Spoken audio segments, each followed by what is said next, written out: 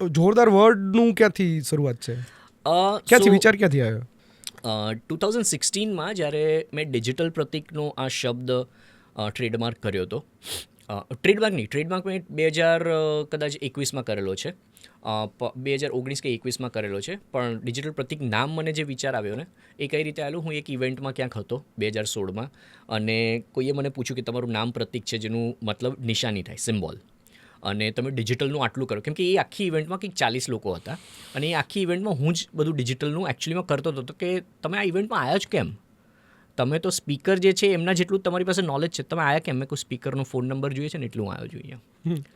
By access you always I by access, right? તો મને મેં કીધું અહીંયા હું શીખવા, યસ ડેફિનેટલી મને શીખવા મળશે જ નવું, કેમ કે એ સ્પીકરને કોઈ દિવસ મળ્યો નથી, તો પર્સનલી મને શીખવા મળશે, બટ જે તમે અહીંયા શીખવા જ આવ્યો છો, હું એ પર્પઝથી, મારો મેઇન ગોલ છે હું એક્સેસ લેવા આવ્યો છું.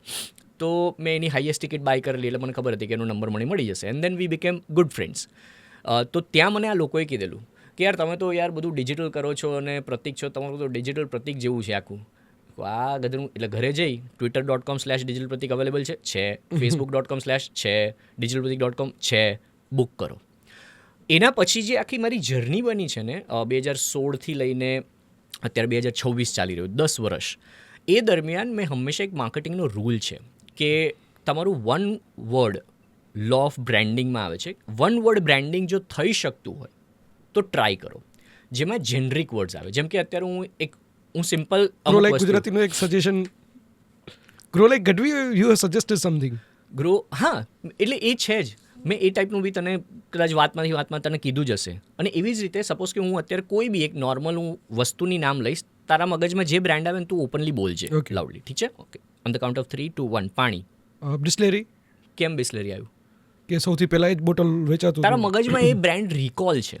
પછી બીજું ટૂથપેસ્ટ, ટૂથપેસ્ટ કોલગેટ. કેમ પેપ્સોડન્ટ ના આવી? રાઈટ? ઓકે. આપણે ઘણા બધા ઘરોમાં તું જોજે એમ કહેશે કે મને કોલગેટ આપો ને, એમની પાસે બીજી હશે ને ટૂથપેસ્ટ તો બી એ એવું બોલે છે કે મને કોલગેટ આપો ને. ઝેરોક્સ એકચ્યુઅલીમાં ઝેરોક્સ એ પ્રિન્ટ કોપી ટેકનોલોજી છે, રાઈટ? સો આ બધી વસ્તુઓ જે આપણા મગજમાં જ્યારે કોઈ બી એક વર્ડ બોલીએ છે એના અગેન્સ્ટ કઈ બ્રાન્ડ, શોપિફાય આવ્યું, ઘણાને એમેઝોન આવ્યું હશે, અત્યારે મિન્ત્રા આવ્યું હશે, આ બધાનો અલગ અલગ આવે. કેમ આવે છે? એનું રીઝન પણ અલગ છે. એમેઝોન આવવું જોઈએ પણ શોપિફાય પર કામ કરી છે એટલે એક્ઝેક્ટલી. અત્યારે બ્રાન્ડ રિકોલ તને આવ્યું.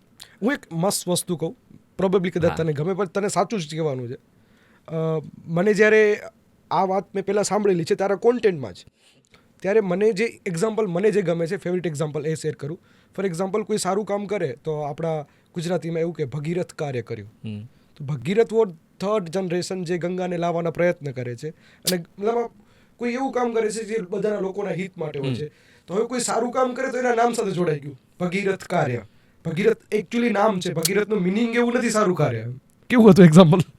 100% ઇટ રિકોલ્સ, રાઈટ? તમને કંઈ બી કોઈ વસ્તુથી તમારે રિકોલ થતું હોય તો એ જ વસ્તુ મારા મગજમાં હતું કે જ્યારે કંઈક હું હંમેશા ઓસમ બોલતો હતો ઇંગ્લિશમાં. મને એક આદત હતી પહેલાં કે હું કોઈને એવું નહોતું પૂછતો કે હાઉ આર યુ, કેમ કે એનું આજે મગજ ખરાબ હશે ને તો એમ કહેશે યાર મારી જિંદગીમાં આવું થયું ને તેવું થયું ને, આપણે એ નેગેટિવ એનર્જી લેવાની ને, મોજમાં આવે છે. એક્ઝેક્ટલી. તો એ મોજમાં છે, એવી રીતે જોરદાર છે, તો આ બધા વર્ડ, એટલે જોરદાર વર્ડ છે ને, પછી મેં ટ્રેડમાર્ક કરી નાખ્યો. પર્સનલ ફેવરિટ છે, કેમ કે મને ખબર નથી કે જોરદાર જ નીકળ્યું મારાથી. એટલે એ, અને આ જોરદાર ભાઈ જે પિક્ચર, જોરદાર જયેશભાઈ જોરદાર પિક્ચર આવેલું, અને એ પિક્ચર ઉપરથી મને એવું થયું કે આપણે આ જોરદાર શબ્દ લેવા જેવો છે. કેમ કે ઇવેન્ટ એ દરમિયાન મારે એનએફટીની કરવી હતી, તો મેં કહ્યું એનએફટી ઇવેન્ટ છે, ઇન્ડિયાઝ ફર્સ્ટ એનએફટી ટિકિટેડ ઇવેન્ટ છે, વન ઓફ ઇટ્સ કાઇન્ડ, આવું કોઈ દિવસ નથી થયું ઇન્ડિયામાં, તો આનું નામ શું આપશું? એટલે જ્યારે અમે ઇવેન્ટ મેનેજમેન્ટ કંપનીઝ પાસે જતા હતા ને કે અમારે આવું કરવું તેવું, તો એ લોકો અમને પૂછતા હતા કે તમારે કોર્પોરેટ ઇવેન્ટ કરવી, તમારે બર્થડે ઇવેન્ટ કરવી. ના, મેં કીધું આ યુનિક છે, આવું છે, તો એ કંઈક તો હશે ને. મેં કહું પહેલી વાર થાય છે, કોઈ રેફરન્સ પોઈન્ટ જ નથી, તો કે કંઈક તો હશે. મેં કહું જોરદાર ઇવેન્ટ કરવી છે મારે. એ પછી હું ઘરે ગયો, જેમ ડિજિટલ પ્રતિકનું હતું એવી રીતે હું ઘરે ગયો. મેં કહું જોરદાર, જયેશભાઈ જોરદાર પિક્ચર બી મેં ત્યારે જ એ ટાઈમમાં આવેલું છે, તમે જોશો ને તો કંઈક માર્ચ 2022ની આસપાસ કદાચ આવેલું. એ જયેશભાઈ જોરદાર ઉપરથી જોરદાર શબ્દ મેં કહું આ સ્પેલિંગ RR કરી નાખીએ, ટ્રેડમાર્ક જોયા, અવેલેબલ હતા, તો મેં એને કંઈક 3 કે 4 ક્લાસીસમાં ટ્રેડમાર્ક લઈ લીધા. ખબર નથી કે શું કરીશ. જોરદાર ઇવેન્ટ તો પહેલું આઈપી કરતો હતો. એના ઉપરથી મેં કીધું ચલો જોરદાર ભાઈ કરીએ. અને ભાઈમાં બી હું BHAI નથી લખતો, BHAAI લખું છું.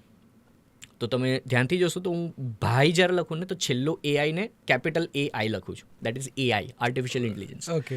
સો everything which I try to do, હું ડે 1થી નથી વિચારતો કે આના લીધે કરીશ. હું બસ ઘૂસી જાઉં. આ પેલું સ્વિમિંગ નથી આવડતું, કૂદી જાઓ, કોક તો બચાવી લેશે આજુબાજુવાળા. સ્વિમિંગ નહીં આવડતું હોય ને તો બસ તડફડિયા ઓછા મારજો એટલે ઉપર રહો.